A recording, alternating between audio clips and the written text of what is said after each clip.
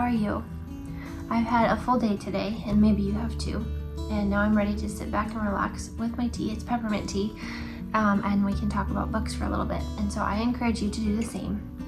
Before we begin talking about books, if you would consider subscribing and giving a thumbs up to this video, it would really mean a lot to me, so thank you in advance. May wasn't the biggest reading month for me, but I did find some really good books, so let's talk about what I did read.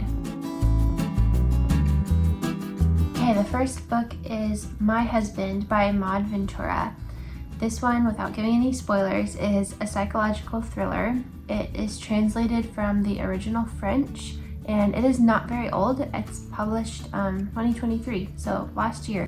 This book is a slow burn. I really enjoyed the pacing of this book, and I thought the author did a phenomenal job with just accessing the roots of thoughts that all of us may have from time to time, and really relating to those ideas that for this protagonist that we see, it turned into something else. We find out pretty early on in the story that the protagonist does not have something quite right in her head. I really enjoyed the perspective of this book, and I liked how the other characters were kind of held at a distance and only seen from the protagonist's perspective. This book was 4 out of 5 stars for me, so I really enjoyed it. Next is The Death of a Salesman by Arthur Miller. This is a play, and it is the retornado of a life spent searching for greatness. This tells the story of Willy Loman, who seems to be surrendering to insanity in addition to suffering from complete exhaustion. Through scenes of the past interspersed with the present day, Willy's desires and fears become the undercurrent of a life that is filled with secrets and regret that seems now to be becoming somehow part of the Loman family legacy. I thoroughly enjoyed reading this play.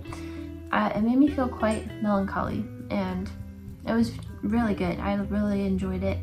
I don't think that Arthur Miller had a specific lesson in mind as he wrote this play, but I think that there definitely is a lesson to be learned if you go to read this play.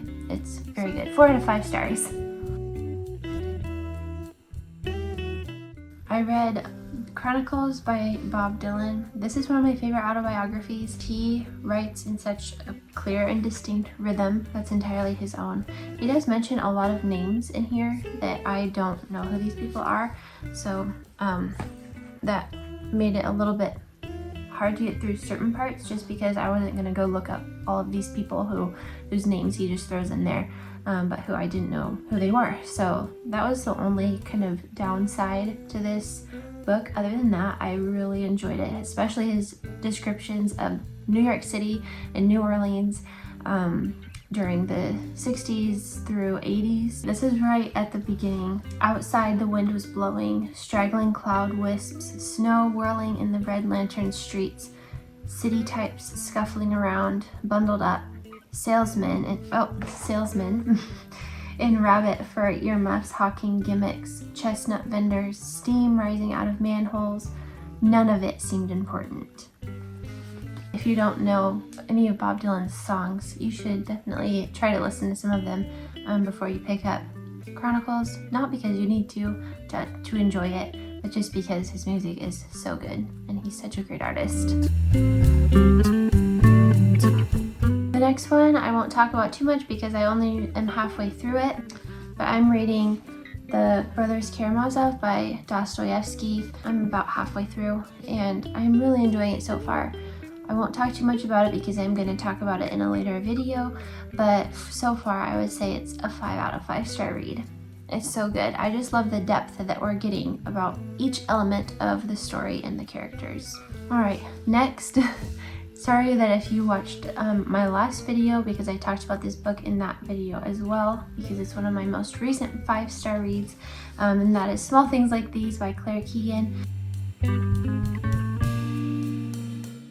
This one is about Furlong, who's an Irish local merchant and he's a family man, and he has been so consistent for his whole life in doing both of those things well. And he does have a traumatic past.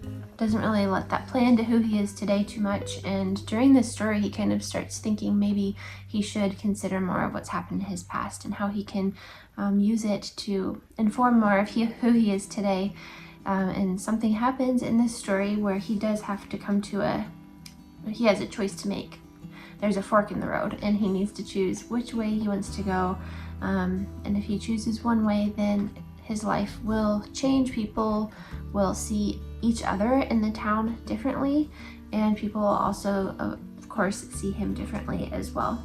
And so this is a beautiful story. It's just so good, and it's so short, so it's definitely feasible if you're interested in reading it.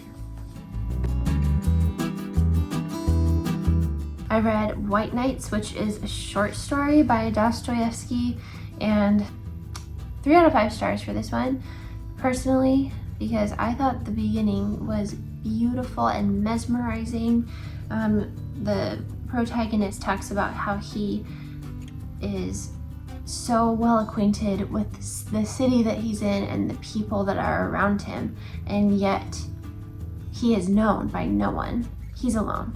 And one night he encounters a woman and they become friends, and the story goes on from there. For me, it was maybe just a slight bit predictable towards the middle.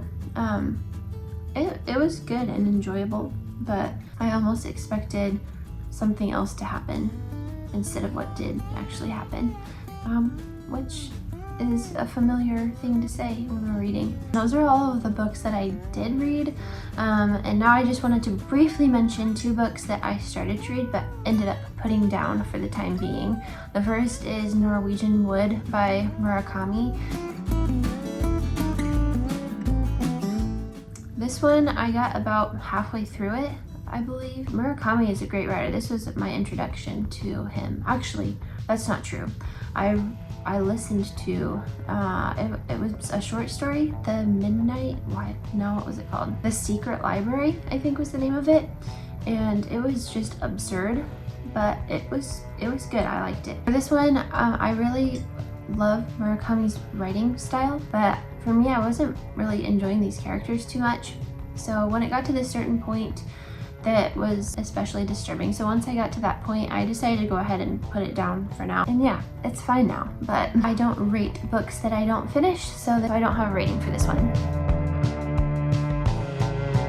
Alright, I also started the audiobook to Poor Things. There are certain audiobooks that I just can't listen to. I'm not sure why. I actually started listening to Small Things Like These on audiobook, and I don't know if it was just because of the Irish accent. I really enjoy Irish accents, but I just, for some reason, can't listen to certain audiobooks.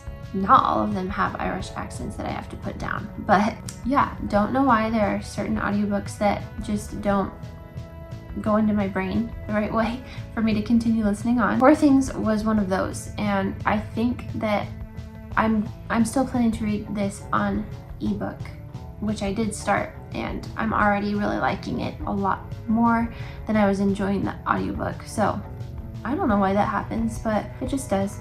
I'll let you know how I like the book once I finish reading it. I have not seen the movie.